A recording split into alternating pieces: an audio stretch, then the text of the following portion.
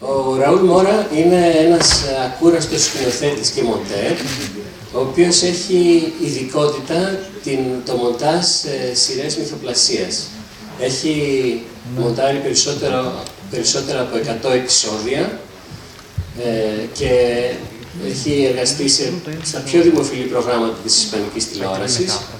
Ενώ στο παρελθόν, αλλά και τώρα, έχει ασχοληθεί εκτεταμένα με μουσικά βίντεο γνωστών καλλιτεχνών, διαφημιστικά και τρέιλερ και πρόμο για ταινίες.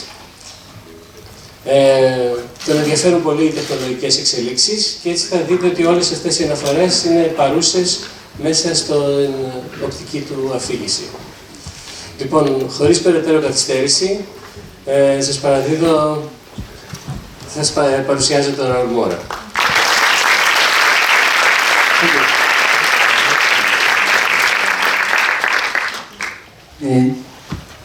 Hola, gracias por estar aquí.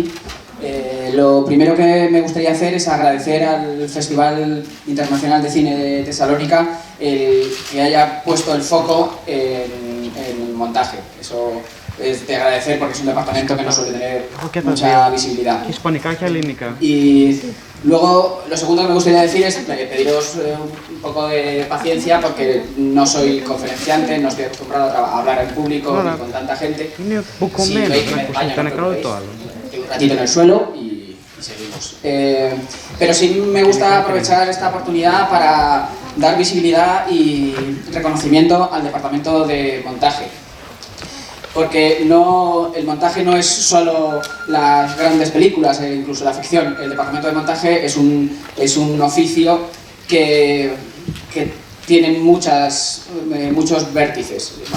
También quiero decir, voy a intentar hablar despacio para que la gente de traducción pueda transmitir bien el mensaje. Pero lo que decía, el oficio de montaje no es solo hacer una película franquicia de superhéroes en Hollywood. Hay muchos departamentos de montaje, muchos tipos de montaje y sí me gustaría decir que, pese a que hay muchas diferencias, deberíamos tener unos mínimos para poder trabajar, que es también parte de lo que voy a intentar transmitir en esta conferencia. Perdón, que me va a quedar un poco vacío. Yo he estado mucho tiempo trabajando en diferentes tipos de departamentos de montaje, en informativos, haciendo promos o piezas de tráiler, y todo eso me ha servido a la hora de llegar a ficción de muchas maneras. El hecho, por ejemplo, de que estuviera mucho tiempo trabajando haciendo tráilers o piezas cortas me ayudó mucho a la hora de sintetizar emociones y de contar algo en el menor, o sea, la emoción que tú quieres transmitir en el menor tiempo posible y con el menor número de planos posibles. Bueno, no es necesario que tenga el menor número de planos, pero que llegar a contar lo que tú quieres de la manera más efectiva y más rápida. Yo creo que el montaje... Yo me siento una persona muy afortunada por lo que me ha pasado. La llegada de La Casa de Papel a mi vida ha cambiado un poco, bastante, no mi manera de trabajar, pero sí las condiciones en las que trabajamos y la manera en la que atacamos el producto que hacemos. Sí.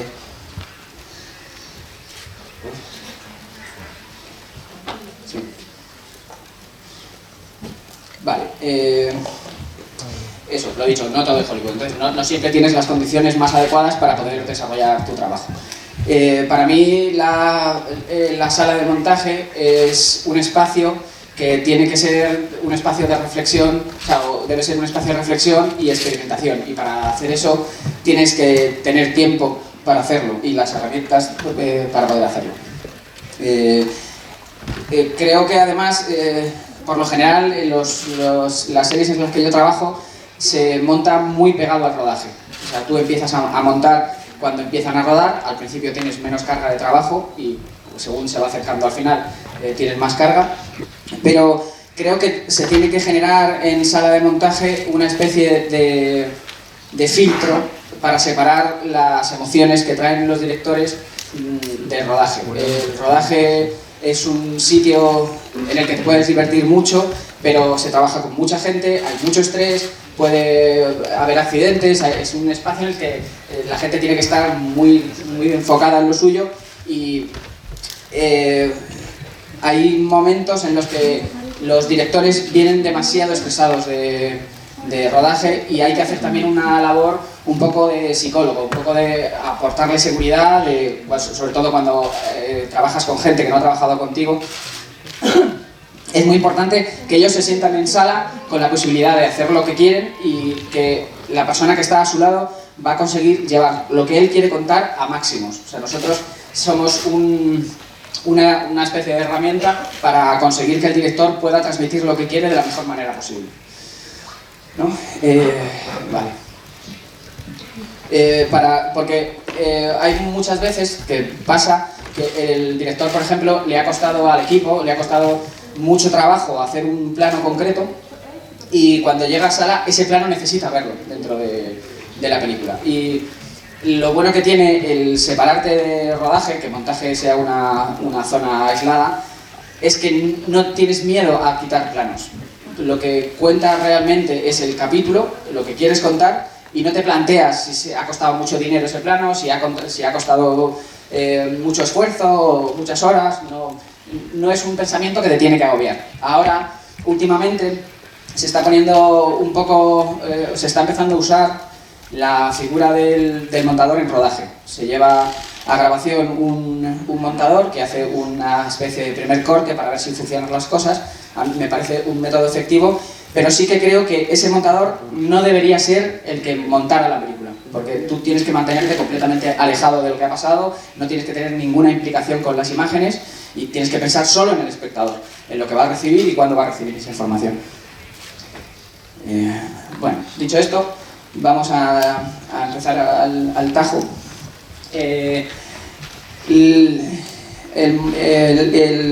Quiero agradecer a Netflix que me haya hecho partícipe de esta aventura, porque en España, con la llegada de las plataformas, o sea, la llegada de Netflix y las plataformas ha ayudado a cambiar un poco la manera en la que se trabaja en la ficción. Antes, trabajando solo para el mercado nacional, teníamos una serie de limitaciones, no solo en los espacios de trabajo, sino narrativas, que obligaban a hacer un tipo de capítulo con el que muchos ya no nos sentíamos cómodos, porque como tenías que llegar al mayor número de gente posible dentro de tu de tu país, tenías que explicar demasiadas cosas y demasiadas veces las cosas para llegar al mayor número de gente. Y eso con la suma de que en España durante muchos años la duración de los capítulos de series de ficción era de 70 minutos, hacía que la experiencia no fuera todo lo agradecida que a la mayoría nos gustara, pero era lo que estaba establecido y ha sido con la llegada de Netflix la que ha conseguido que eso cambie. Netflix ha traído unos estándares de calidad y unos estándares de seguridad que al final todo el mundo va a ir implementando, porque todo el mundo quiere, todos queremos que nuestra obra se vea lo más posible y que tenga la mayor difusión posible. Y la llegada de Netflix lo que ha permitido no es que hagas un producto para todo el mundo, sino que ahora tienes la suerte de hacer un producto con una mirada muy personal y que llegue a mucha gente en muchos sitios, a nichos de gente. O sea, que tú puedas encontrar en España, por ejemplo, hagas un producto y lo vean solo 200.000 personas, pero 200.000 personas en España, 200.000 personas en Japón, 200.000 personas, es un montón de gente. Además, con el paso del tiempo, también estamos viendo que cada vez es más difícil atraer a la gente y que quieran ver tu producto por muchas razones. Una de ellas también es la llegada de las redes. La gente se está empezando a acostumbrar a ver muchos tipos de narrativas y narrativas cada vez más cortas, y es muy complicado atraer a que la gente vea tu producto. Se está empezando la gente también a acostumbrar a ver la ficción en dispositivos más portátiles, y la experiencia muy larga no funciona. Entonces nos ha obligado también a tener en cuenta muchos factores. Quería también, sobre todo, agradecer a Vancouver, que también me haya dejado participar aquí. Vancouver Es... sí, que tengo la chuleta esta, sin esta chuleta no soy nadie. Vancouver nace sobre tres pilares, para mí, La Casa de Papel y Vancouver nace sobre tres pilares básicos, o que a mí me parecen, vamos, que son Alex Pina, Jesús Colmenar y Miguel Amoedo, cada uno en su departamento. Alex Pina y el departamento de guión, Jesús Colmenar, director y productor ejecutivo con el resto de directores, y Miguel Amoedo como director de fotografía. Esas tres personas son las que consiguen que todo el equipo quiera dar lo máximo de ellos para estar a su altura. Es gente que te transmiten una emoción y a la vez te dan un espacio para que tú aportes. Una de las cosas que o sea, yo con Alex Pina, tanto con Alex Pina como con Jesús Colmenar, ya llevaba muchos años, ya había trabajado hace muchos años y teníamos una confianza muy buena. Hay que generar siempre en sala un ambiente de confianza, que el director se deje llevar y que te escuche, y no siempre tienes esa posibilidad. Esta gente no solo te pide que, o sea, no solo no te impide que tú te tires a la piscina, sino que te lo pide. O sea, ellos quieren que todos los equipos estén todo el rato aportando, porque el factor común que tenemos todos en La Casa de Papel es que queremos intentar conseguir el mejor episodio posible en el tiempo que tenemos. Y ahora desarrollaremos el tema del tiempo, porque es muy difícil hacer este trabajo en el tiempo que se tiene. No hay que olvidar nunca que esto es arte, es cultura, pero también es un negocio. Y en el caso de las series de ficción vamos con unos tiempos muy apretados. Y eso complica mucho las cosas. Lo hace divertido, pero complicado. Vancouver nace con vocación mainstream, pero no de una manera... Quiere llegar a mucha gente, pero sin perder su personalidad. Dentro del ADN más marcado de Vancouver están los personajes. Para Alex Pina, Vancouver es una factoría de personajes y la trama vertical gira en torno a los personajes. Más que gira, se ataca la trama vertical en función del punto de vista de los personajes. Los personajes, Vancouver consigue, yo creo, crear personajes icónicos, y acompañarles en ese viaje es parte de lo que yo creo que es la fórmula de éxito que tiene La Casa de Papel, que tiene unos personajes para seguir. Luego es muy importante para nosotros el tener en cuenta siempre en qué punto está el espectador. Dentro de la sala hay que intentar, por mucho que veas muchas veces el capítulo, siempre intentar despegarte un poco del capítulo y del tiempo que se está trabajando con él, para entender qué es lo que va a sentir el espectador en cada momento. Para nosotros es súper importante qué información le das en cada momento, para que el espectador siempre esté en el momento de emoción que nosotros queremos, o la emoción que nosotros le queremos transmitir. Para nosotros eso es un objetivo muy claro. Para hacer eso intentamos mantener una narrativa que haga que el espectador no respire, que no se pare a pensar qué es lo que está viendo, sino a disfrutar de lo que está viendo. Eso hace que hay ocasiones en las que la verisimilitud de lo que estás contando roza los límites de la realidad, pero se establece un pacto con el espectador, por el que el espectador, conforme está pasando eso, ya necesita que le des más, y tú le vas dando más, le vas dando más, para que no estén en un continuo, en una emoción continua. Es curioso porque una de las cosas que pasan en esta serie es que todo se trata a máximos. Cada secuencia, cada cosa que ocurre es como si fuera la última vez que va a ocurrir. Entonces eso pasa muchas veces, que tú tienes secuencias de acción, secuencias un poco más melodramáticas o secuencias más de comedia, y siempre esas secuencias se tratan como si fuera el final del capítulo. Hay una tendencia a llevar a todas las secuencias a lo máximo que puedan aportar. No nos conformamos con, bueno, se entiende y ya sirve, no sirve, pero siempre nos gusta conseguir sacar con lo que tenemos las mayores emociones posibles, porque para eso estamos. Nosotros, Vancouver se creó para hacer disfrutar a la gente con su producto, a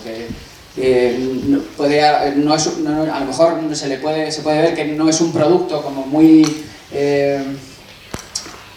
¿cómo decirlo?, muy intelectual o con mucha profundidad, pero sin embargo es un producto que tiene todas las cosas que nos emocionan.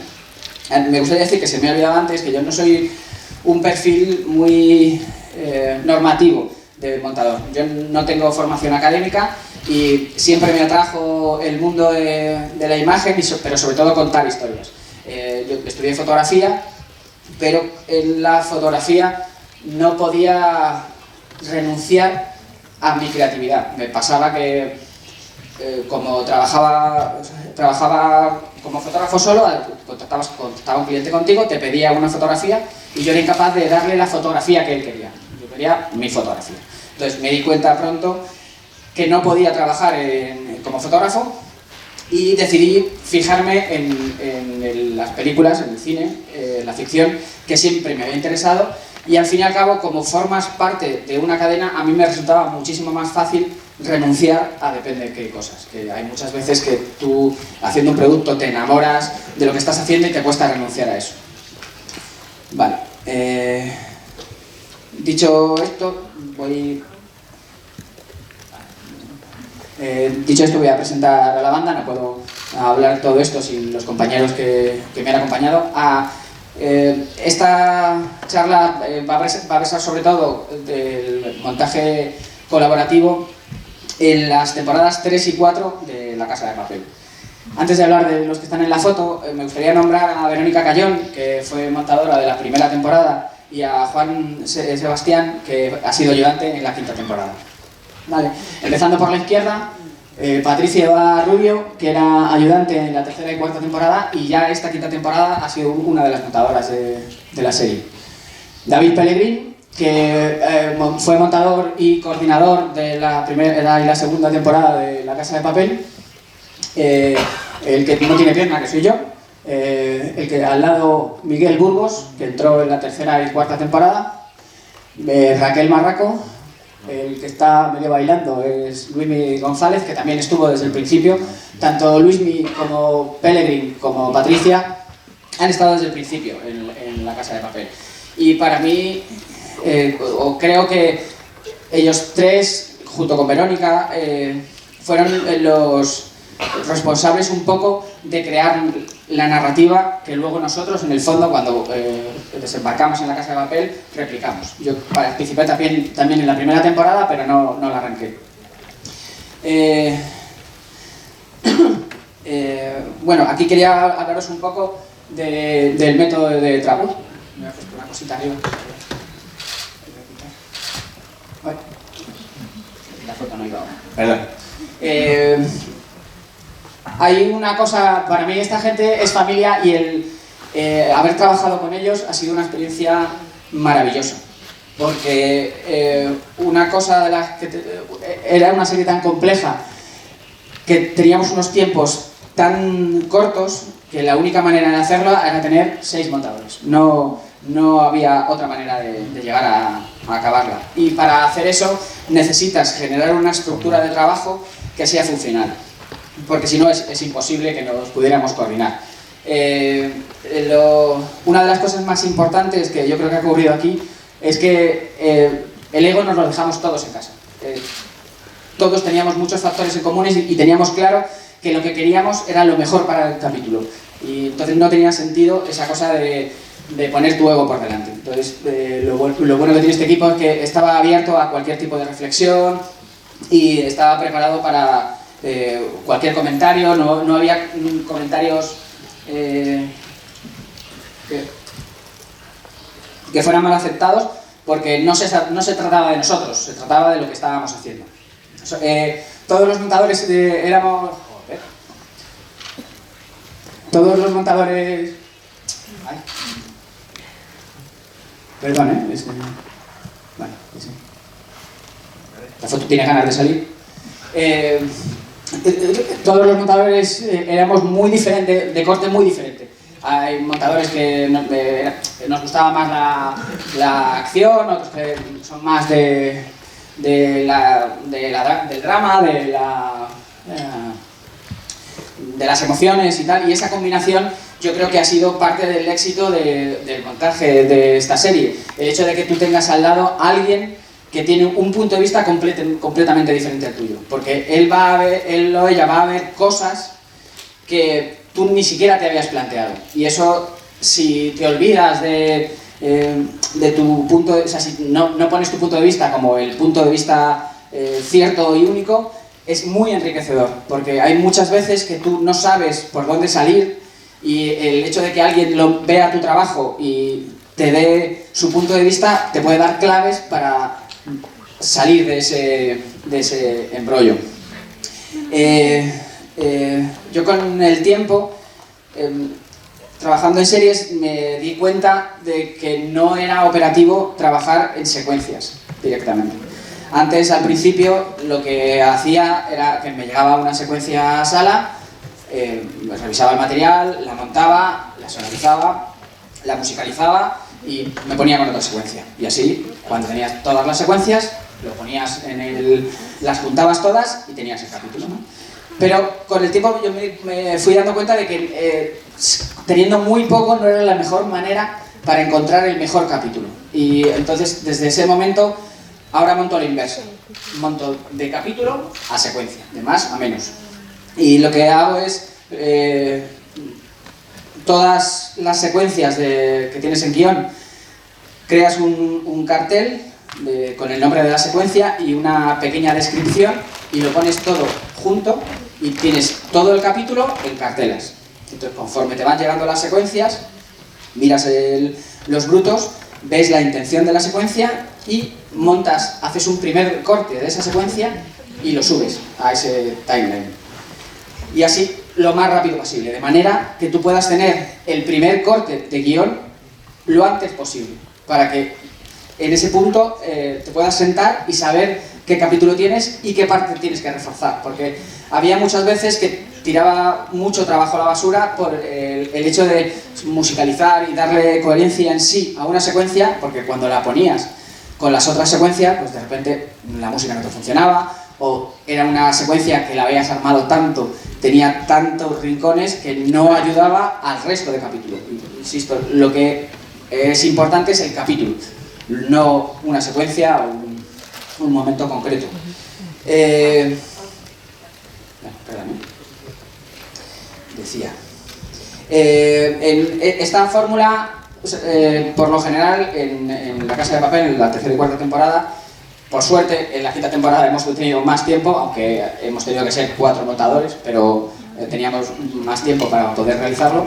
Lo que hacíamos era montar el primer corte de guión y hacer un visionado conjunto de ese primer corte. Y en ese visionado, todo el mundo, había un brainstorming y todo el mundo soltaba las ideas que tenían, por muy locas que parecieran, para intentar encontrar la mejor versión del capítulo. Esos visionados conjuntos para mí han sido mágicos, porque es lo que os digo, el hecho de trabajar con gente que es diferente a ti, te aporta. Yo creo que en este proceso en La Casa de Papel he crecido como montador por el hecho de trabajar con gente como esta, con un talento desbordante que a ti te obliga también a sacar lo mejor de ti.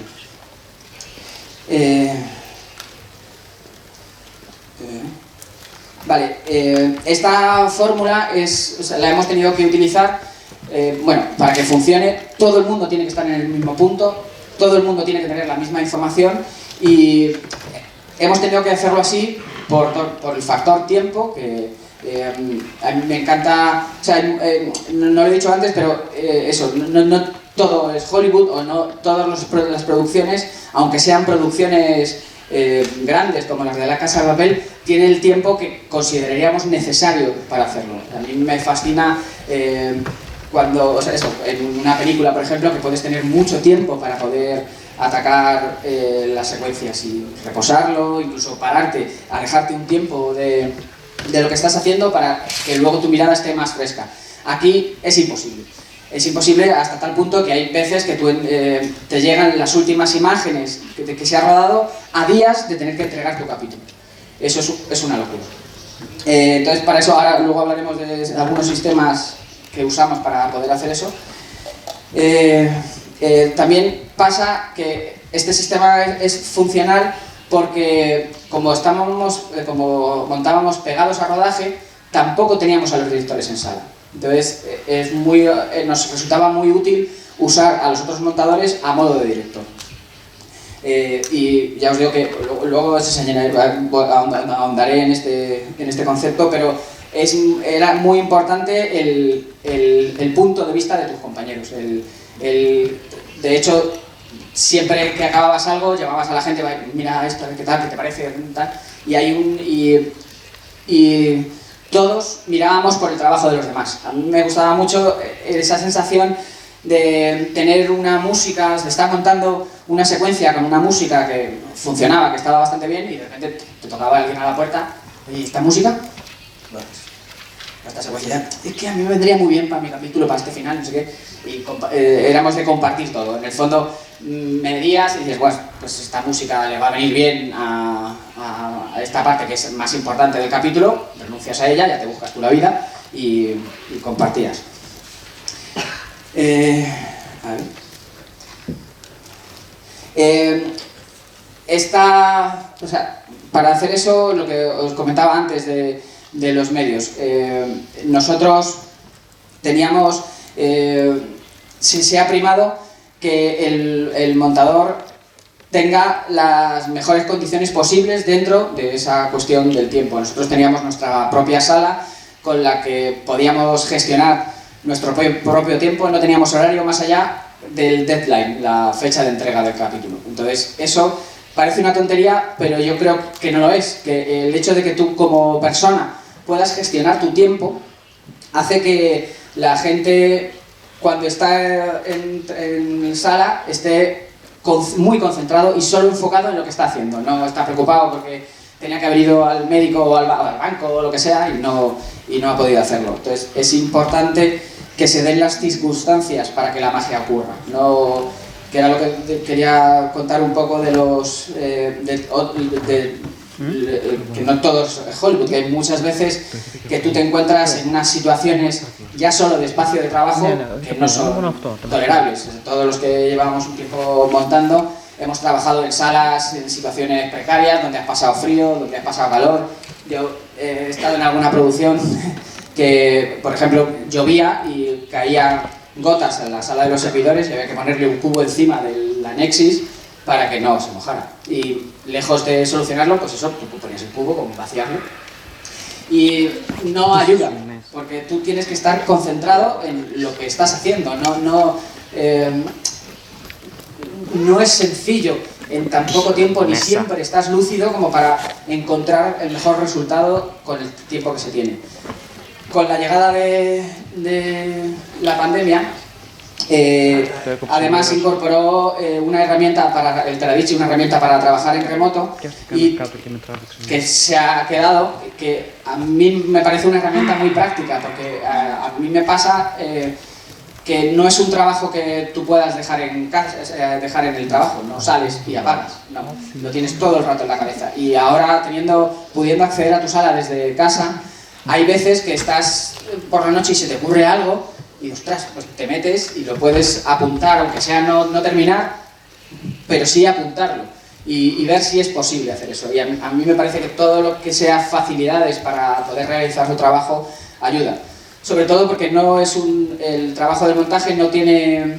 O sea, yo me metí en parte a la ficción para viajar y conocer gente, sitios espectaculares tal, y al final he acabado en una sala con 4 paredes sin ventanas. Parece que es un trabajo menos glamuroso, por decir algo, y menos agradecido porque hay mucha gente que no sabe lo que, incluso dentro del propio medio, que no sabe lo que haces. Y a veces es un poco triste, pero en esta ocasión, como era ¿sabes? Los montadores solemos ser gente solitaria, no trabaja solo, salvo cuando viene el montador, el director, y el hecho de haber trabajado con ellos ha convertido en una fiesta el montaje. Teníamos espacios comunes, ahora os enseño, ahora tiene por ahí, y ha sido una aventura compartida, no ha sido igual que cuando tienes una mirada única del trabajo que estás haciendo. Vale, esta foto de aquí, esto es lo que ocurre. Siento no haberla podido traer en más calidad, lo he tenido que sacar del Instagram de Regino. Esta foto ocurre porque el vestuario se deja la puerta abierta. Se deja la puerta abierta, nos vestimos y nos hicimos la foto en esos entretiempos que teníamos. Aquí falta Raquel Marraco, que ya no estaba en esta etapa, y hay dos figuras de las que me gustaría hablar. El que está al fondo del todo con la cabeza tapada, que es Miguel Ángel, que era el coordinador de la Casa de Papel, y a la derecha del todo, detrás mía, Manu Zapardiel, que era su ayudante. Les quería introducir para hablar un poco de la postproducción. La postproducción se ha convertido en un monstruo que es muy difícil de controlar, entonces es muy importante la figura de coordinación. El hecho de emitir en tantos países anclan unas fechas que hace que tú tengas que tener ese proyecto en unas fechas determinadas por doblaje, subtitulación, efectos y por esas circunstancias. No, tenía una gráfica del workflow de la Casa de Papel, pero no me quería poner muy técnico. Simplemente tener en cuenta que el trabajo no acaba en montaje y que en la misma forma en la que cuando hay problemas en rodaje se va retrasando un poco todo, en montaje pasa un poquito igual, pero al final sí que quiero romper una lanza por la gente de postproducción, porque son personas que cuanto más tiempo le tardes en soltar tú el capítulo, menos tiempo van a tener ellos para trabajar. Y es una pena, porque en todos los departamentos hay una función creativa en mayor o menor medida, pero es importante que tengan también espacio para poder probar cosas e implementar el trabajo que hacemos. Otra de las cosas que teníamos en común...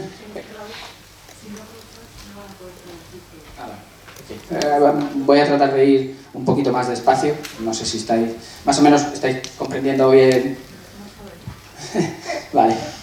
Bueno, otra de las cosas que teníamos en común todo este equipo de montaje era que coincidíamos en que la experiencia en el visionado de nuestro trabajo tenía que ser una experiencia muy parecida al de emisión. Es por eso por lo que el acabado, tanto en sonido como en musical, es un acabado lo más cercano a emisión, y queríamos que no, cuando tanto el director como producción ejecutiva como el cliente viera lo que salía de sala, que la sensación que él tuviera fuera muy parecida a la que iba a tener en emisión. Evidentemente, luego todos los procesos mejoran el trabajo que tú has hecho, pero era un factor común que teníamos. Con el paso del tiempo, a mí me pasaba que era muy desagradable, o una sensación muy desagradable, el que alguien no comprendiera algo porque no habías puesto un efecto concreto o porque la mezcla no estuviera muy bien. Es importante la comprensión. Entonces, eso a todos los montadores de la Casa de Papel nos llevó a la conclusión de que el visionado tiene que ser un visionado completo. Eso está muy bien, pero es un poco peligroso porque lastra también el trabajo de los compañeros. Si tú, hay veces que tomas unas decisiones que pueden afectar tanto a sonido como a música, y hay que tener un flujo de comunicación con ellos muy importante. Esto que veis aquí es el living. Parece una tontería, esta es la zona, el área de trabajo compartido que tenemos. Os pongo, este es el pasillo, el living está ahí a la izquierda. Aquí coincidamos, tienen 10 salas de montaje, Y algunas veces hay varias producciones y nos han sufrido porque yo particularmente soy bastante gritón y soy de armar bastante follón. En el living, después de comer o entre tiempos, nos parábamos todos a hablar. En ese living de ese living han salido más soluciones que en muchas salas. Ahí es donde compartíamos dónde estábamos, qué necesidades teníamos, y ha sido un espacio común que yo creo que ha ayudado a la serie, la verdad. Vamos a ponernos un poco más. Esta es mi sala. Esa mano es de uno que intentó tocarme el teclado cuando no debía. Como podéis ver, es una sala bastante cuca. Nosotros trabajamos con 3 monitores, o sea, 2 monitores de programa, el de arriba y el de la derecha, y luego 3 monitores de trabajo. Eso es así porque trabajamos con muchas pistas, ahora hablaré un poco más del timeline, pero con tantas pistas es importante tener a pantalla completa el timeline y poder ver todo el conjunto. Y el monitor de la izquierda, que como veis está en posición vertical, es también una cosa muy cómoda porque como tú necesitas tomar decisiones muy rápidas y saber qué es lo que tienes de la manera más sencilla, el hecho de tener el monitor con las tomas en el formato frame hace que tú puedas de un vistazo ver qué es lo que tienes y usarlo. Es vertical en este caso porque hay otros montadores que lo prefieren en horizontal, pero yo creo que va un poco en función del tipo de obra que estés haciendo. En La Casa de Papel, por lo general, no hay tiempo para que hagan muchas tomas, pero sí los directores intentan tener el mayor número de planos posibles. Luego, además, como podéis ver, pues de arriba a abajo son bloques o planos, y de izquierda a derecha las tomas de cada plano. Luego, también otra de las características que tiene esta serie en rodaje es que todos los directores tienen una capacidad visual muy grande y muy claro qué es lo que quieren hacer. Entonces, muchas veces aprovechaban un plano para dar muchos valores de plano, de manera que tú en un mismo plano te podías encontrar, que podías usarlo en muchas partes de la secuencia. Eso lo que hacíamos es, a la hora de poner el fotograma clave, si tenías diferentes valores de plano en el mismo shoot, pones el frame de referencia de los diferentes valores de plano que tiene esa toma, y te sirve también para recordarte que ahí tenías, o sea, para ver qué es lo que tienes en cada parte. Sí. No sé si me dejó algo del timeline. Sí. Vale, sí. Vale, tengo una anécdota. Cuando nosotros empezamos en la 3ª temporada de La Casa de Papel, todavía estaba en fase de construcción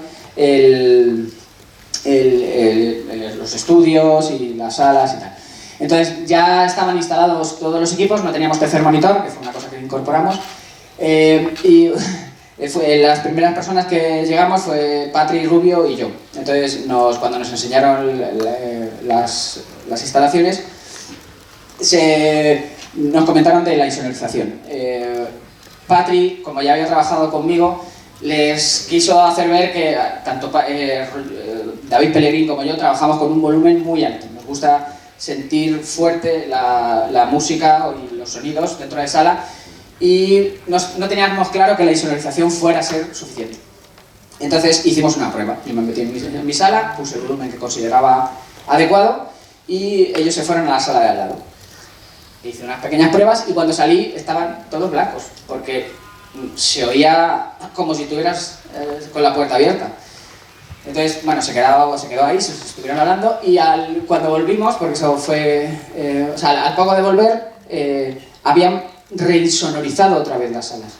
Y yo cuando vi eso, casi me he hecho llorar, porque ostras, de verdad que vamos a hacer bien las cosas, que no es como en otras producciones que pides un disco duro y te preguntan ¿para qué? O sea, ¿para qué voy a querer el disco duro, criatura? O sea, es trabajar con una gente que tiene claro que cuanto más fácil te lo ponga, más vas a poder rendir tú y más vas a poder aportar.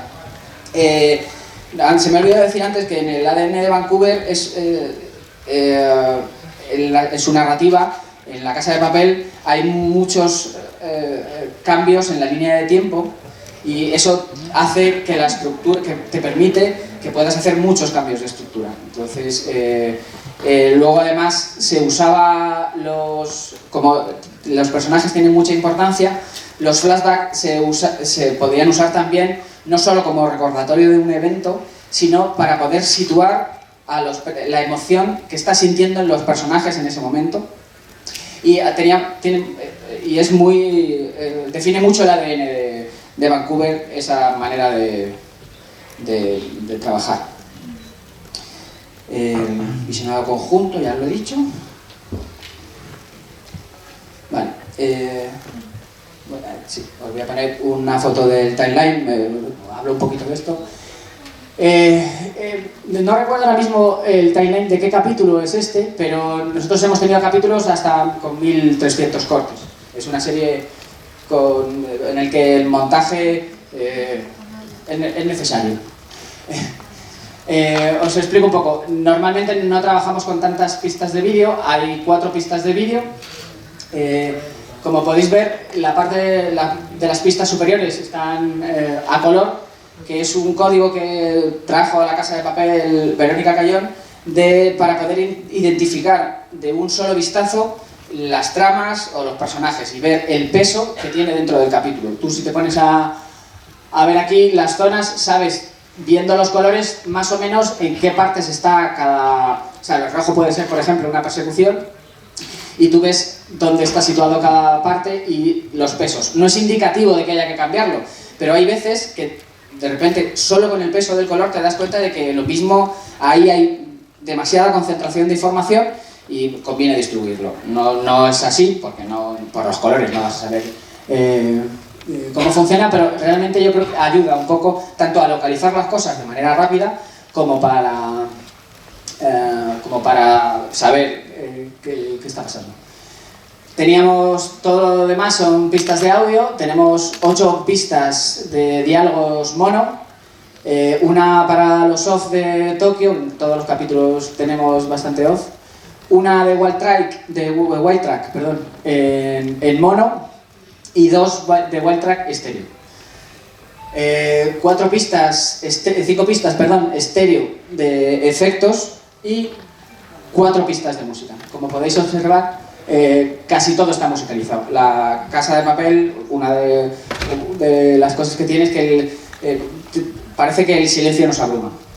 Es curioso porque yo cada vez estoy más convencido, o cada vez me gustan más las obras que no necesitan del énfasis de la música para llegar a transmitirte lo que quieres. O sea, hay algunas veces que usas la música para que te ayude a llegar al sitio que quieres llegar, y yo creo que no es la mejor opción. Hay veces que no te queda otra, pero creo que no es la mejor opción. La música te ayuda a señalar lo que quieres, o hay músicas que son en sí misma narrativa, pero yo personalmente prefiero tener la música antes de montar, pero eso no es posible, no siempre es posible. Hay que tener cuidado con el tema de las músicas. Hay que decir que la música se encargaba Manel y Iván, músicos maravillosos con los que yo llevo trabajando mucho tiempo, y son muy pacientes con nosotros, porque pasa eso, que hay algunas veces que tú has montado con la música que a ellos les resulta complicado poder componer algo que difiera mucho de lo que tú has hecho, porque tendrías que remontarlo. De hecho, hay algunas veces que tú ves en emisión el capítulo y si hubieras tenido la música que ha compuesto el músico antes, habrías cambiado el montaje para adecuarlo un poco más a la música.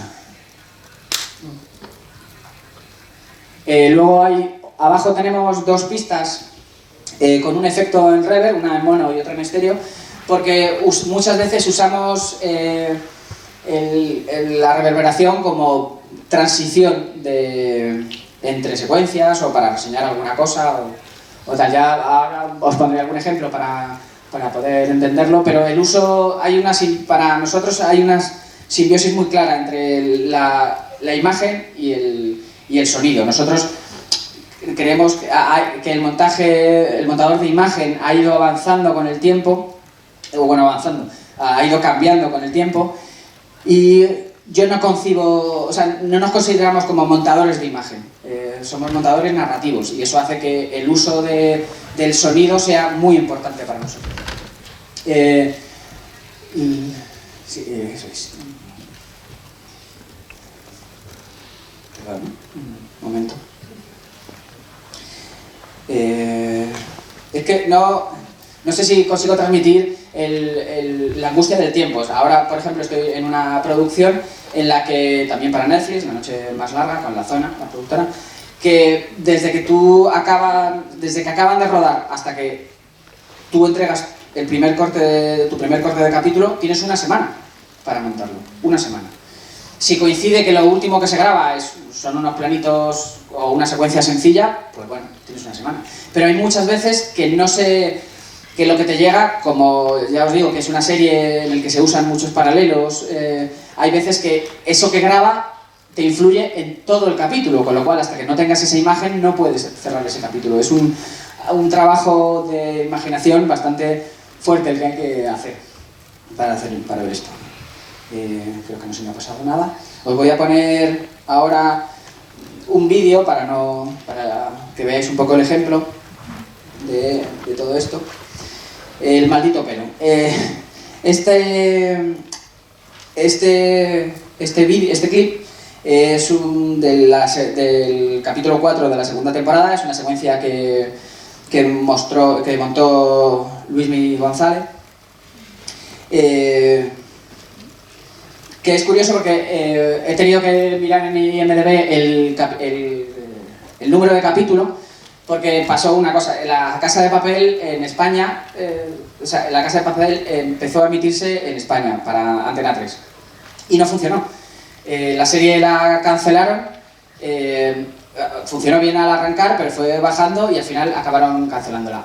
Después Netflix compró la serie y nos pidió que se remontaran los capítulos de 70 minutos a versiones de 50 minutos, con lo cual la versión internacional tenía diferente duración que la versión que se vio en España.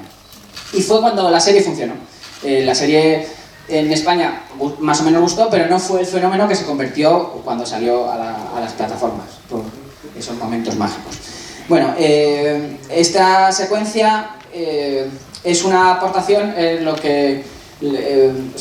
nosotros muchas veces hablamos de qué importancia tiene el montaje en el éxito de la obra, y no creo que se pueda cuantificar, pero sí tenemos impreso ese ADN de intentar conseguir que que no solo comprendas lo que está pasando, sino que la experiencia sea lo más agradable posible. En este caso es una secuencia en la que Raquel, bueno, entiendo que los que estáis aquí habéis visto la serie, y si no la habéis visto, pues va a haber spoilers. En esta secuencia, Raquel, el profesor, ha tenido que ir a un hospital a hacer una cosa y va disfrazado de payaso. Entonces luego tiene una reunión con Raquel y Raquel le ve un pelo en la solapa de la chaqueta que le hace darse cuenta de que es el profesor.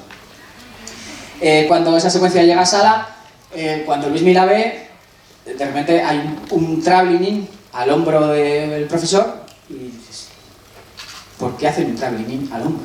Porque en un primer momento no se vio el pelo, un pelo que tiene en la solapa. Entonces, ya viéndolo, pues vimos el pelo, se entendía perfectamente y se entendía que luego color iba a resaltar ese pelo para que se pudiera entender, pero claro, no estábamos contentos con eso. Entonces Luismi, bueno, hay que decir también que nosotros podemos aportar a la obra porque nos han dejado espacio, porque nos permiten hacerlo, quieren que lo hagamos, pero siempre es un proceso en connivencia con ellos. O sea, tú ves una posibilidad de hacer algo, lo hablas con el director, si el director le va bien, se habla con producción ejecutiva y se hace. En este caso, os lo pongo y hablamos.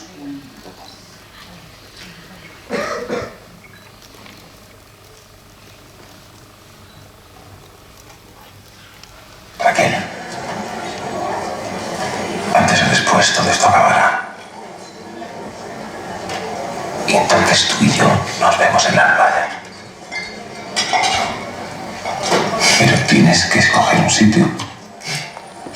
Vale, vale. Es que no me ha dado tiempo. Vamos a ver. ¿Y qué te parece si los cogemos entre los dos? Me parece muy bien. Escoge uno. Vaya responsabilidad. Vamos a ver.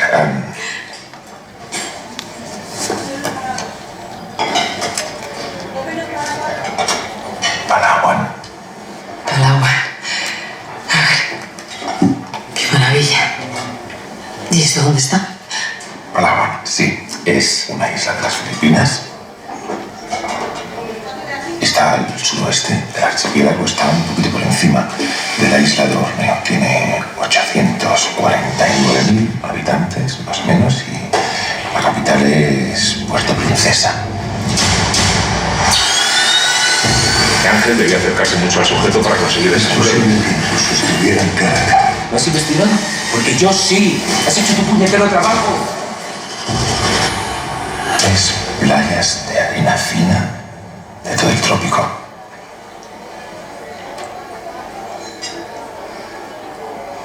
¿No te gusta Filipinas?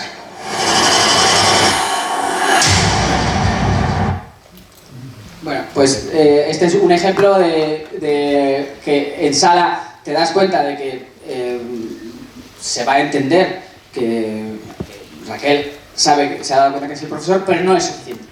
Entonces, para nosotros es muy importante que el espectador entienda el estado emocional del personaje, no solo la información que tiene, sino el estado emocional en el que se encuentra. Y como habéis visto, por ejemplo, este lleva un tratamiento de efectos que de alguna manera condena el trabajo de sonido, porque poco puedes hacer. Poco puedes hacer, quiero decir, puedes hacer mucho si los de sonido y los músicos tuvieran mucho tiempo, pero como a su vez ellos tampoco tienen tiempo, todo lo que le puedas ayudar está bien. Hay una cosa que se me ha olvidado antes cuando hemos hablado de cómo atacamos esto. Hay que también ser muy ordenados. O sea, yo soy una persona muy desastrosa en la vida real, pero por lo que sea, en el trabajo intento mantener un orden muy claro. A mí esta cosa de tener las secuencias, o sea, de tener primero el capítulo en cartelas e ir poniendo las secuencias ahí, me parece operativo, no solo porque vas a tener lo más pronto posible una visión del primer corte del capítulo, sino que además sirve para que todo el mundo sepa dónde está todo tu trabajo. O sea, si un día yo no puedo ir por lo que sea, o alguien quiere ver cuál es mi última versión de lo que yo he hecho, simplemente tiene que irse a la secuencia de trabajo y ahí está todo. Tú tienes todas las últimas versiones en ese punto. De manera que por lo general, cuando trabajas en un proyecto, tenemos un bin auxiliar, que es en el que tú tiras allí, es donde haces las pruebas, pues duplicas la secuencia y vas trabajando sobre ella. Pero también tenemos una estructura de bines en las que están las secuencias sin montar y montadas, y cuando tú montas una secuencia la pasas al bin de montadas y ya está. Pero eso hace que hay algunas veces que se pueda perder información, que alguien quiera ver algo de una secuencia y se vaya a un bin en el que no está la última versión. Esto de tenerlo todo en una única secuencia a mí me parece que ayuda porque también en tiempo no tienes que ir abriendo bines para encontrar la secuencia, si no está todo ahí, te vas al final o no.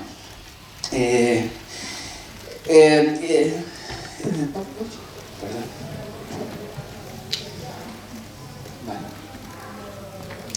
Vale. ¿Cómo? Esto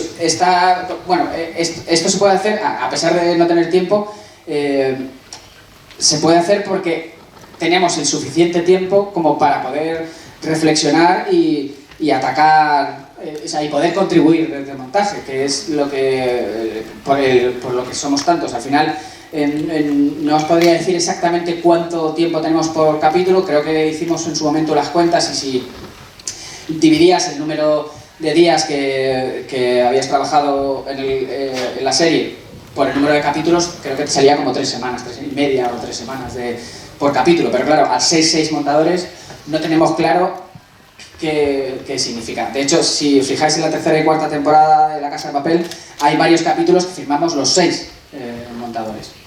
En la quinta ya hemos tenido un poco más de tiempo y hay varios capítulos en los que solo lo firma un montador. Pero vamos, aquí en esta secuencia también se puede ver un poco lo que os decía del sonido. Este montaje es el típico clip musical de flashback, pero cuando consigues darle la mayor fuerza junto con el sonido. No hay una cadencia y un ritmo y un sonido que hace que se te fije muchísimo más todo. Voy muy rápido, voy a acabar prontísimo.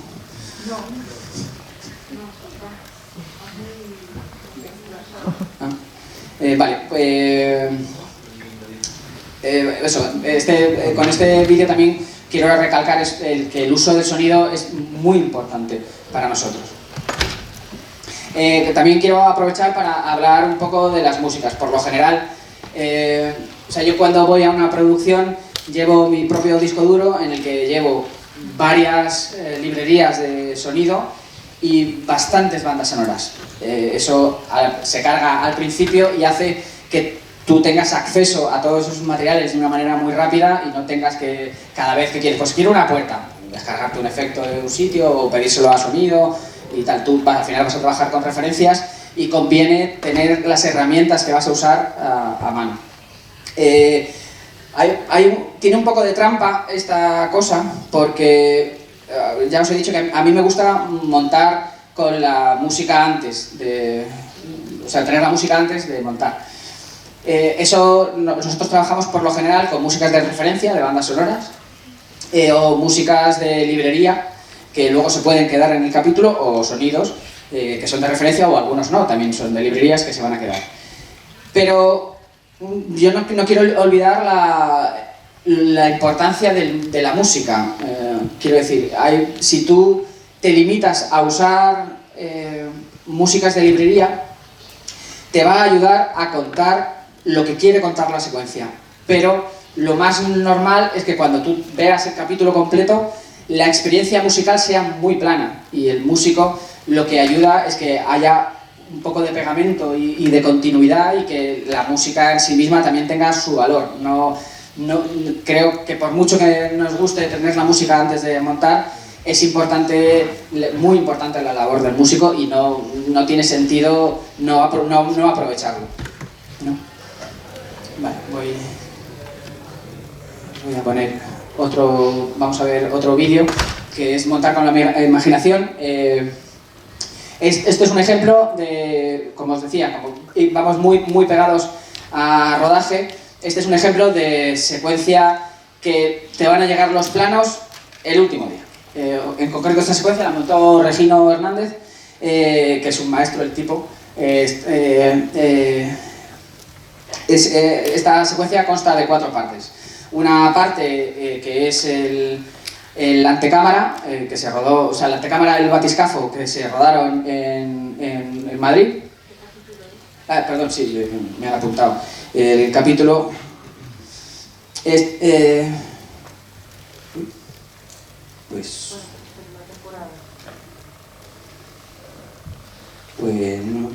no. Sí, perdón. Este es el final del capítulo del 3 de la temporada 3. Se rodaba en 3 partes, como os decía.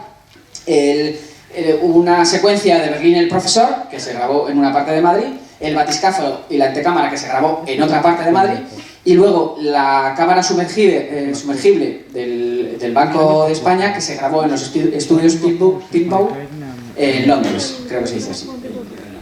Que además hubo un problema en la grabación del estudio y luego tuvieron que retocar por VFX todos los planos porque al sumergir el decorado, por la presión de los líquidos, reventó los lingotes de oro y luego dio muchísimo trabajo a efectos.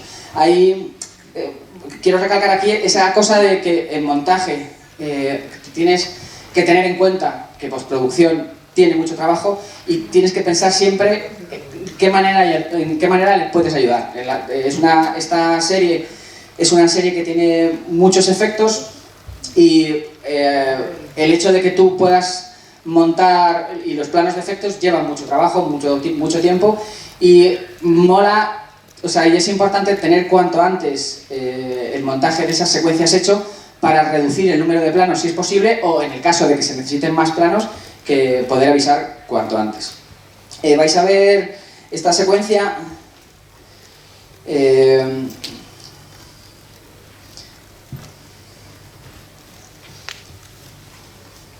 vale, perdón. Esta secuencia vais a ver dos clips, un primer clip con las cartelas y un segundo clip ya con el montaje definitivo. Vamos a ver solo la parte final de este paralelo, pero era muchísimo más largo. O sea, y ya os digo que yo creo que esta secuencia, o sea, este capítulo, cuando llegaron las imágenes faltaban 3 días para entregar el capítulo. Entonces el ejercicio que hizo Regino para sacar adelante la secuencia a mí me parece maravilloso, es un ejemplo muy claro. Os voy a tener que pedir a vosotros que uséis imaginación porque las cartelas están en castellano, no están en inglés, pero en las carteles simplemente describe, pues, mujer metiéndose en el agua, puerta se abre, simplemente meramente descriptivas, pero como tenía mucho texto, el hecho de subtitularlo era un poco lioso. Vamos a ello.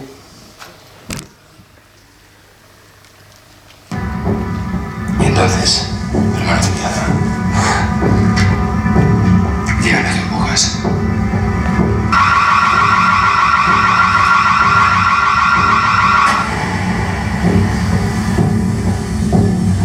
¡Voy a entrar!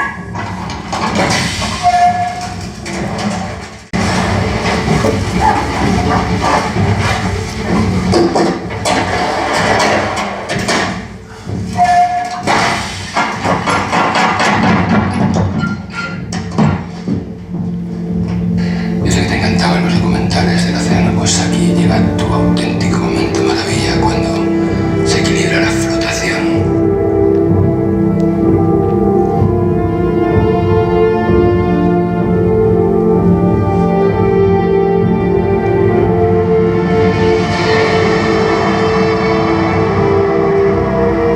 Te giras y ves cómo salen las burbujas. Brillan por efecto de los lingotes de oro hasta acabar estrellándose contra el techo.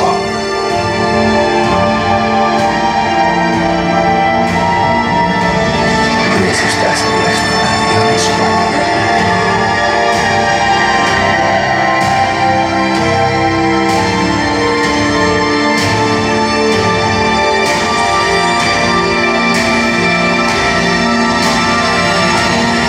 Es la cámara acorazada del Banco de España.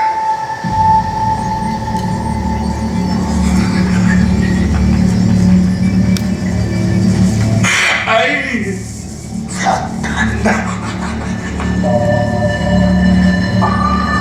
Será como entrar en un galón hundido en mitad del océano. 90 toneladas de oro de 24 quilates.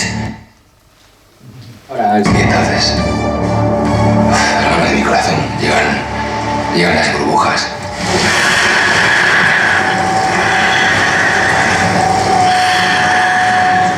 Yo sé que te encantaban los documentales del océano, pues aquí llega tu auténtico momento maravilla cuando se equilibra la flotación.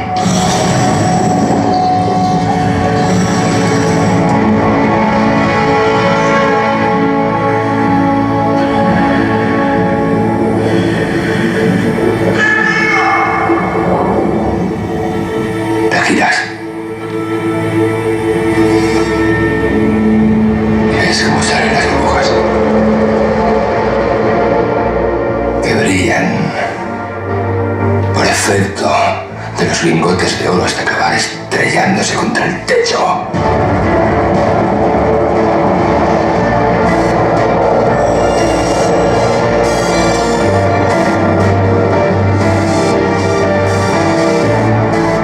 ¿Tú crees que estás en la estación espacial?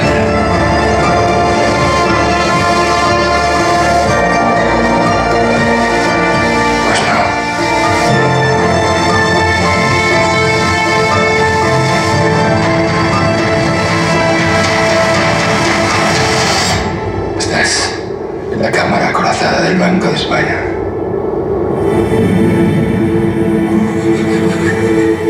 ¡Ay!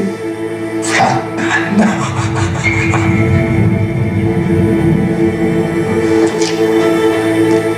Será como entrar en un galón hundido en mitad del océano. 90 toneladas de oro de 24 quilates.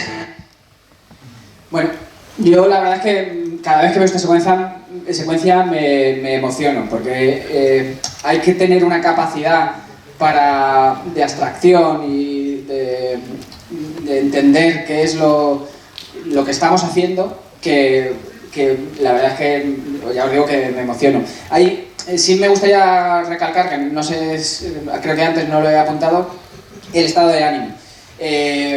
Nosotros nos lo hemos pasado muy bien haciendo esto, a pesar de que sea un trabajo complicado, que te da dolores de cabeza muchas veces por este tipo de cosas. Lo hemos sufrido, pero lo hemos gozado y volveríamos a repetir una y mil veces. Y yo creo que esa energía, en la misma forma en la que necesitas un buen equipamiento, tiempo, dinero, respeto, el buen ambiente y el que te lo pases bien haciendo algo, yo creo que en este tipo de obras que están hechas fundamentalmente para el entretenimiento, se transmita. Yo sí que creo que esa energía que tiene todo el equipo de estar pasándoselo bien hace que en el producto revierta. También es curioso, siempre que hay una cosa que me resulta curiosa, que es que cuando se acaba rodaje se suele hacer una fiesta de final de rodaje que siempre coincide con que tú estás montando, porque acaba el rodaje, que es ese monstruo que va por su cuenta. Y claro, en la fiesta de rodaje se da todo, pero tú no, porque tienes que ir a las 8 a trabajar o al día siguiente, entonces tienes que temporizar. Pero es curioso cómo se viven las cosas con la gente de plató. Hay muchas veces que cuando hablas con ellos te recriminan el por qué no has montado un plano u otro, que ya no por una cuestión de gusto, sino que les ha costado tanto trabajo hacer tantas cosas que hay muchas veces que prescindes de planos y no es que se enfaden, pero es este rollo de pero ¿por qué no lo has vendido? ¿Sabes? Entonces desde aquí me gustaría pedirles disculpas por todos esos planos que no metemos, pero que en el fondo se hacen para que lo que prime es la emoción. Bueno, también hay que entender que no tiene el mismo valor la secuencia en sí misma que cuando la ves integrada en el capítulo. Ahora puede ser una secuencia que la ves y no te puede decir mucho, pero ya os decía que este paralelo en concreto eran como 15 minutos de paralelo, lleno de cartelas y para esta conclusión. Bien, o sea, y el nivel de... Y es lo que decía, que es el nivel de exigencia que nosotros nos ponemos para el visionado es máximo, por eso te lleva incluso a sonorizar las cartelas. O sea, tú tienes que prever qué es lo que te va a llegar para que conforme te llegue poder entregarlo, porque vivimos con el tiempo muy, muy pegado. Ahora os voy a poner otro vídeo para ejemplificar lo que os decía de los personajes, del ADN de Vancouver, de los personajes. Esto es un momento mítico del capítulo 6 de la temporada 3, que es la llegada de Río, la vuelta de Río a la banda, ¿no? Nosotros, bueno, es curioso que quiero contar una, no sé exactamente, no recuerdo exactamente quién montó esta secuencia, creo recordar que fue Miguel Burgos, pero no lo sé, pero quiero aprovechar para contar una anécdota, porque cuando yo no conocía a Miguel Burgos, una cosa que me he dicho, casi todos los montadores que estábamos en esta serie habíamos trabajado juntos antes en otras series. Y si no habías trabajado directamente con él, había trabajado con otro de los montadores. Eso hizo que todos entráramos muy fácil y compartiéramos sin ningún tipo de problemas. Yo la primera vez que entré a sala a ver una cosa que quería que viera Miguel Burgos, me di cuenta de que tenía una secuencia que ponía versión 23. Yo no conocía a este tipo, pero sabía que una de dos, o está loco o nos íbamos a llevar bien. Porque que alguien en su sala se ponga a hacer 23 versiones de una secuencia, hostias, es ponerle mucha pasión, que quiero también poner énfasis en eso. Yo creo que parte del éxito que he tenido, a pesar de no tener mucha formación, es la pasión. Yo intento enamorarme de lo que hago y ser el primer espectador y llorar, reír. Para mí la emoción es lo más importante de lo que estamos haciendo. Vale, lo que os decía, esta es la reinterpretación de un momento mítico que es la llegada de Río a la banda. Desde el montaje se pensó que esto tenía que ser un momento épico de la banda, y cuando lo vio producción ejecutiva dijo que no, que para ellos el foco había que ponerlo en los personajes. Tenía que tener la secuencia, los componentes de épica, o sea, tenía que ser épico, pero tenía que ser desde el punto de vista del Río y de Tokio. Os voy a mostrar cómo vais a ver dos clips, uno primero en el que prima la emoción global y uno segundo en el que está la emoción global, pero lo que prima es la mirada de los personajes. Cortas.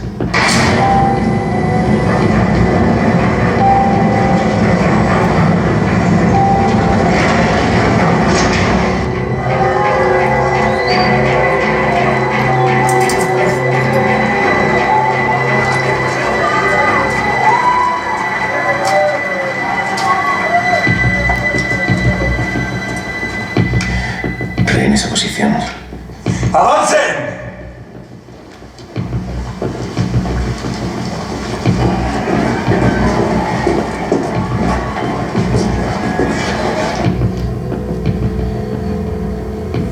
Y allí estaba lo imposible. Habíamos tenido que montar la de Dios, pero todo me pareció insignificante cuando vi a Río salir del coche. Estaba vivo, desconcertado, sin ser capaz de explicarse nada. Pero estaba tan guapo.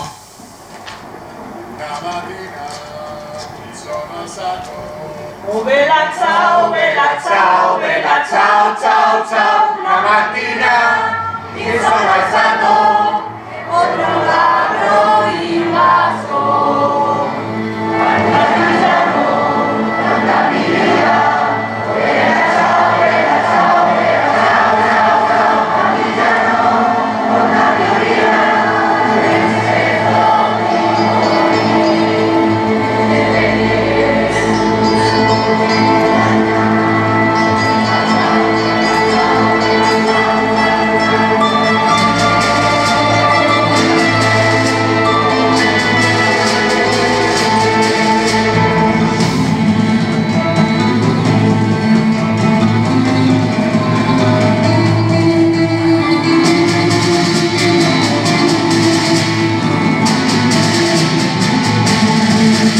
Le genti passeranno. Oh bella ciao, bella ciao, bella ciao, ciao, ciao. E le genti passeranno. Diranno che le feste noi. E le genti passeranno. Diranno che le feste noi. Oh bella ciao, bella ciao, bella ciao, ciao, ciao.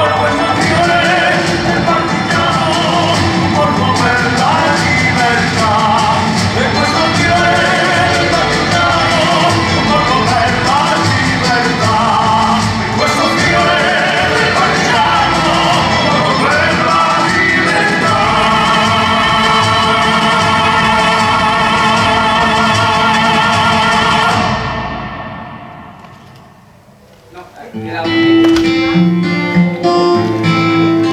Vale, esta es la que no salió, ahora vamos a ver cómo quedó. Perdón. Pero tú me vas a adorar. Vamos. ¿Vas a decir a dónde vamos? al cole.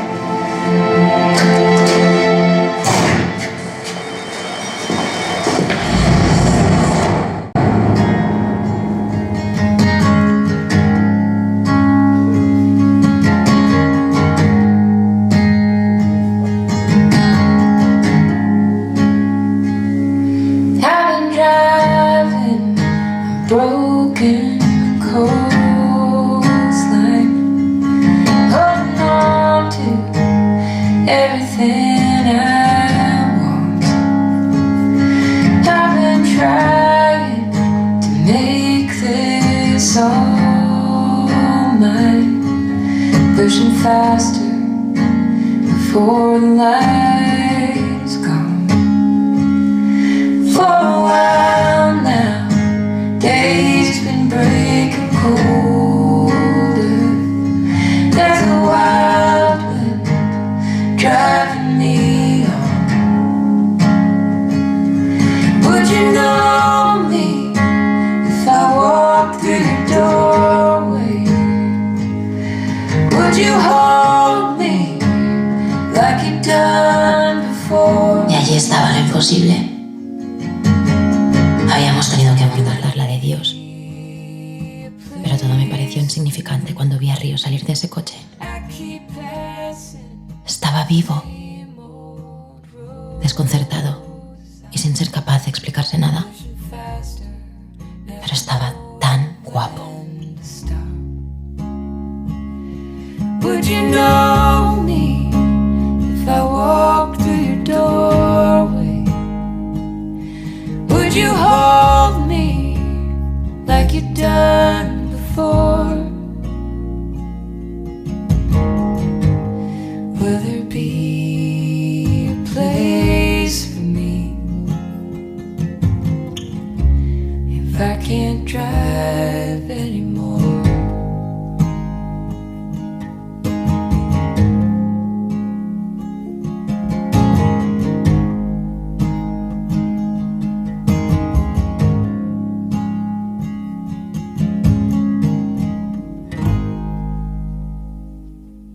Vale, pues amo mi profesión, la verdad. No, es lo que decía, I really love my job. renunciar a cosas, pero da igual, porque al final. And this is what I wanted to say, that sometimes you have to do away with some ideas and then get to the end result. I think I only have 15 minutes left, so I'm not going to show all the videos I have prepared, which have to do with the incorporation of effects in videos, shots that have visual effects are often divided into 3 stages.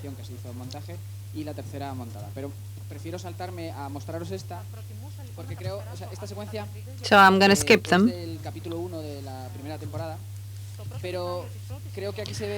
The first chapter of season 1, I think that's where people realized what exactly was going to happen in Casa de Papel.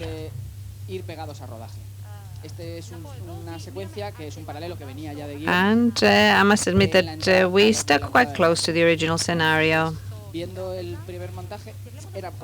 The gang gets into the bank, enters the bank. We see the initial editing, and it was quite good. It was much more functional.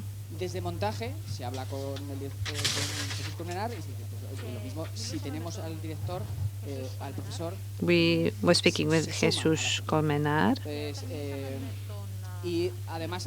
And when we spoke to the director, we added other elements to the sequence as well. And in the end, El Profesor became the key player in the plot. Repeated motive is the gaze of El Profesor, through which the audience manages to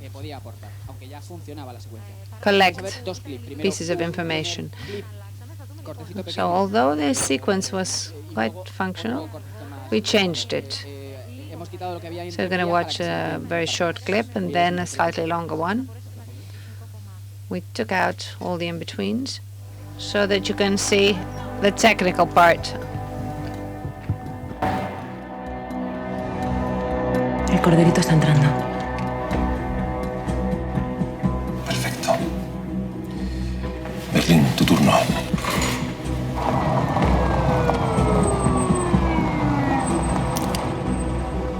Y ahora mucho cuidadito con lo que haces. ¿Qué tal, Javi? ¿Dónde está Rafita? Cambio de turno.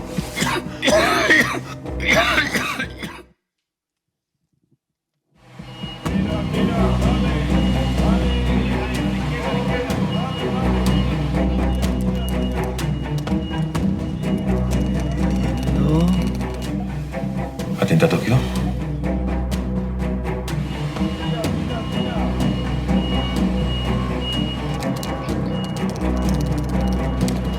Bien. Alarmas desconectadas. Ahora.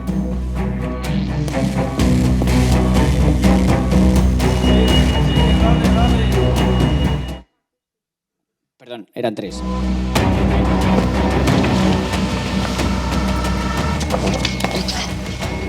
¿Qué? El saber qué voy a hacer con tu niño. Eso es lo que quieres, ¿no? Escúchame, no te preocupes.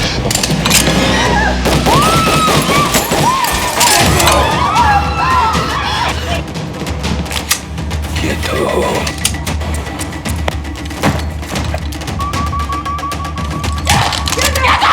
¡Quieto! ¡No te muevas o te reviento!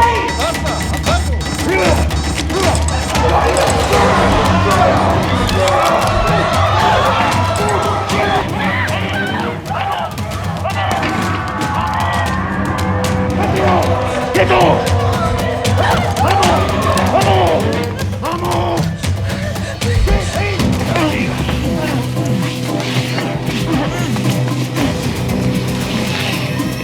Mierda.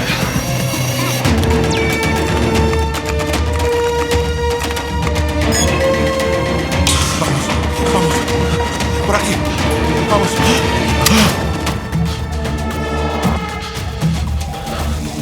Esta escalera maravillosa de mármol y granito.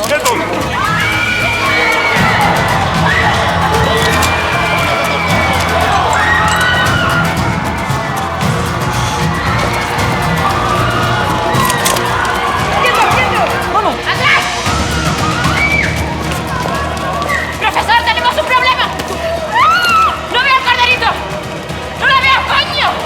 Señorita Parker, ¿dónde se ha metido?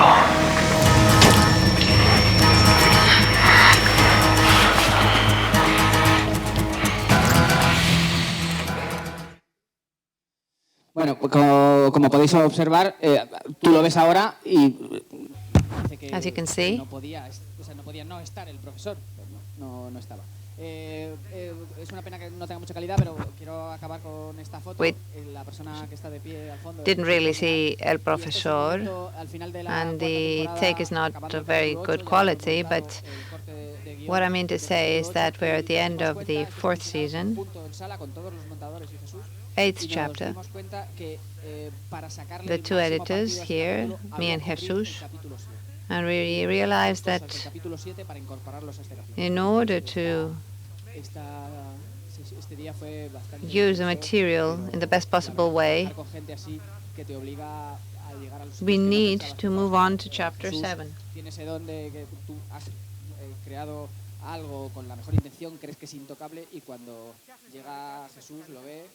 Which means that you make something with the best intentions, you think that it's perfect, and then suddenly Jesus comes and says to you, yes, but what if this, what if that, and ruins it all for you.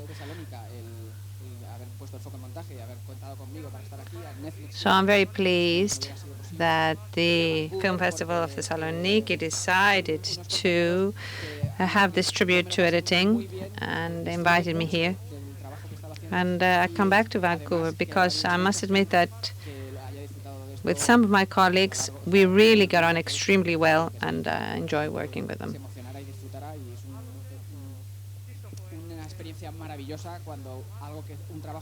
And of course, it's not only us that need to enjoy our work, but it's the audience that also needs to enjoy its results. So, Casa de Papel became hugely popular, and of course, so did we. If there are any questions, I think that we have some time left. No questions, it seems? Okay, we can have questions, but easy ones, please. Αυτό το μικρόφωνο, συγγνώμη, το πιάνουν εκατοδιερμηνείς ή να αφορούμε αυτό? Can we hear the microphone? And for the interpretation, yes.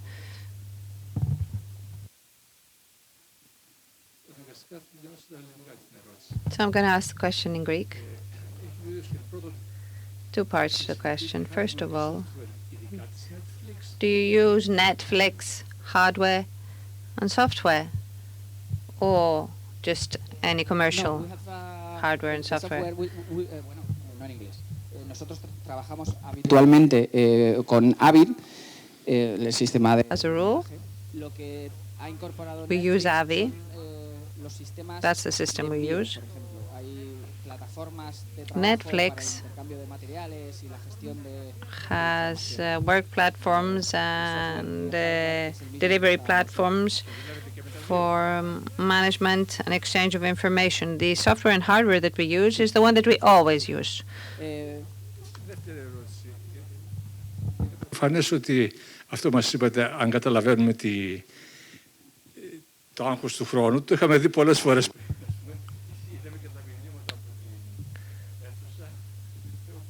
So, a different question. I think it would be very silly to ask you generally about films.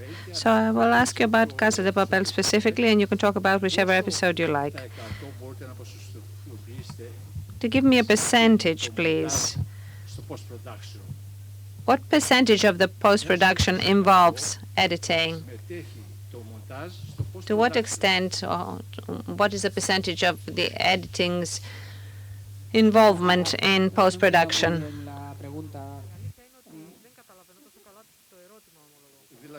I didn't really understand the question.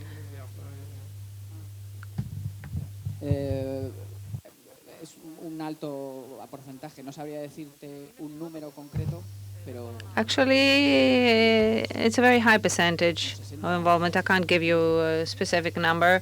60-65% of post-production involves editing. I can't be more specific than that. Any other question?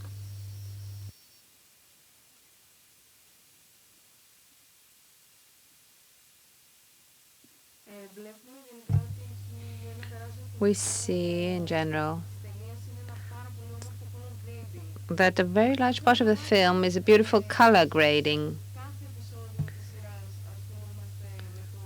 Do you use the same color correction in each chapter, or does this change? Color is very important to the series. It's true. What we do is to get the material after a specific color has been applied to it.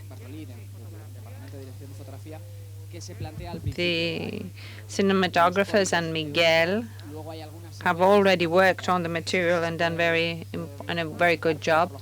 And then there are codes of use and specific sequences that we can modify.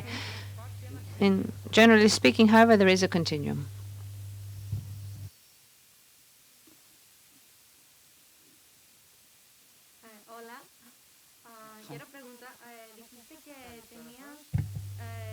Good afternoon. You mentioned that you had a week only at your disposal in order to do the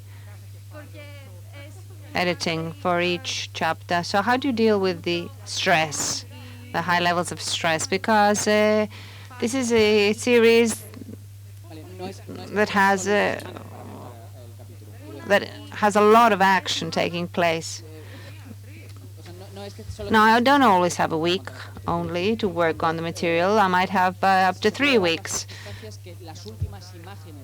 And that's not the only time you have for editing each chapter, but The last shot, the last text that you get, as soon as you receive them, then you only have 1 week before you deliver.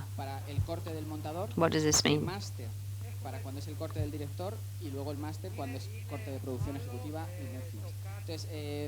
The director's cut is different, the producer's cut is different, and the editor's cut is different.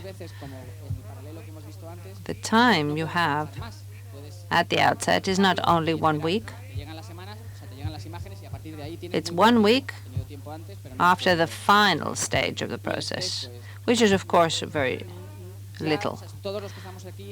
Stress. Well, how do we manage stress? Truth is, all of us are highly experienced editors, which means that we manage stress quite well because we enjoy our work. Nevertheless, we know we have to wait to get the material in order to edit it. And until that point, usually we're quite worried.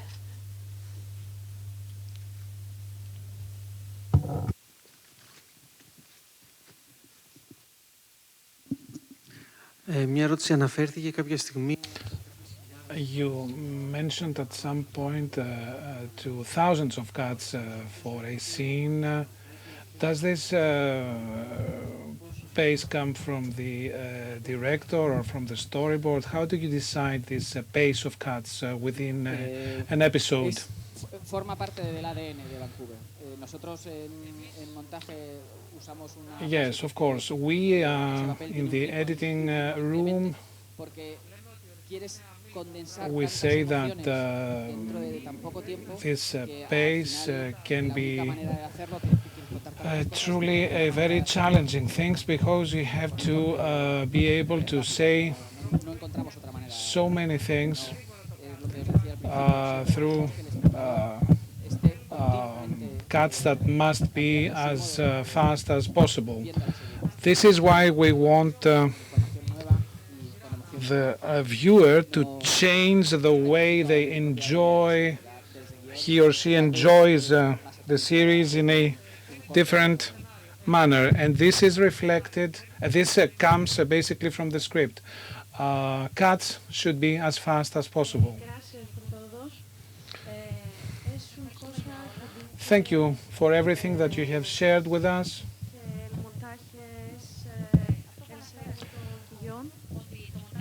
You said that editing can be some kind of a second script.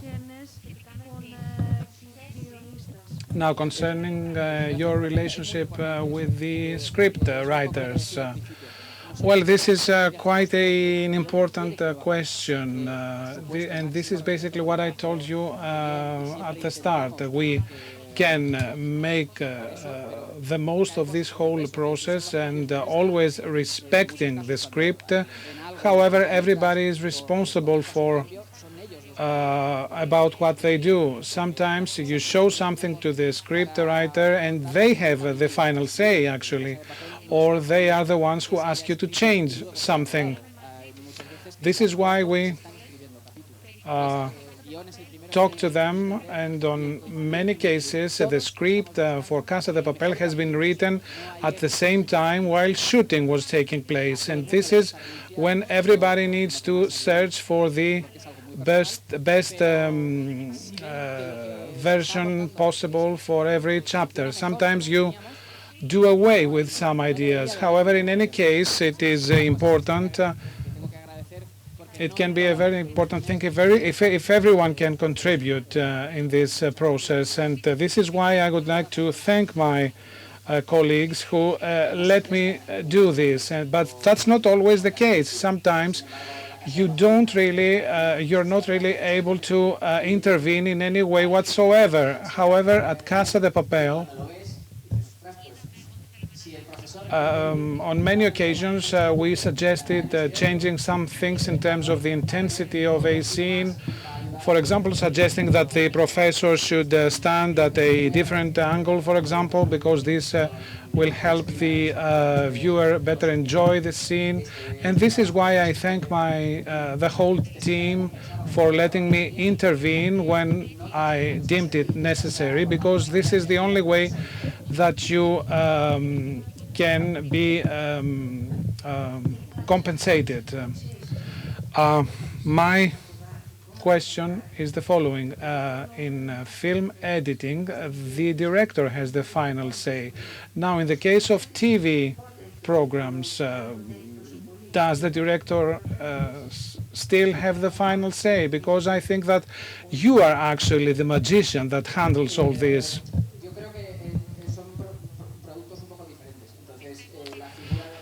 I think that these are quite different products, TV and cinema. In film making, that is for the cinema, the director, the executive producer is the one who has the final say. Quite often, one should remember that it has not been only 6 editors working in this project. Some chapters have been worked, for example, by 3 people working at the same time, and somebody needs to coordinate this or check this. This is what the executive producer actually does. Any other questions?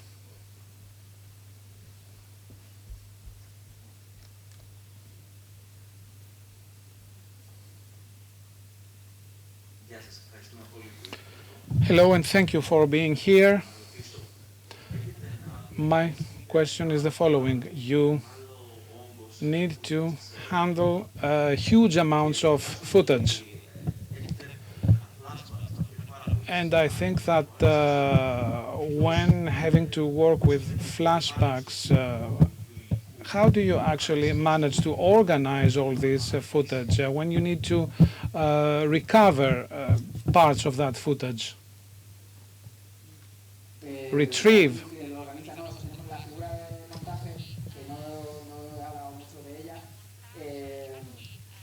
Well, in the process of editing, there is somebody, in our case Patrick Rubio and Pilar. Since Pilar takes part in all appears in all seasons, throughout all seasons, it was clear that we need to have an idea of those individual chapters, and this is why we asked about that.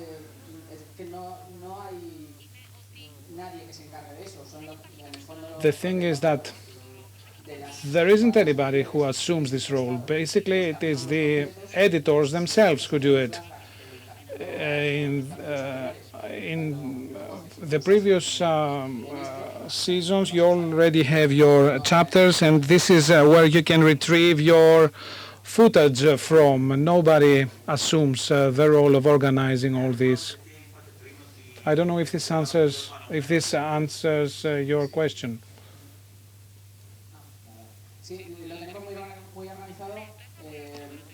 Of course, we do have our way of organizing this footage, but this is done mostly based on a logical idea in order for us to be able to identify, to locate parts of that footage. Any other questions? Okay.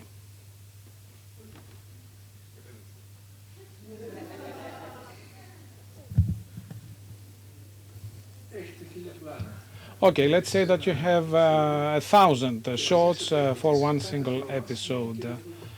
You told us that every color actually means some different thing, like action, drama, or anything else. Is it like you go through all your shots and choose your colors? Is it some artificial intelligence that you use? How do you do it? Yes, in every chapter, after we have read the chapter, we decide what are the points that we need to focus upon, either based on the plot or the characters. Basically, I use this system in quite a simple manner, but I cannot use it across all episodes.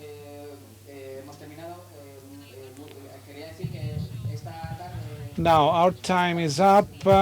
what I wanted to tell you in conclusion is that for this afternoon at Carte Blanche we have selected a film on which we can further discuss. Enjoy that movie. Thank you very much.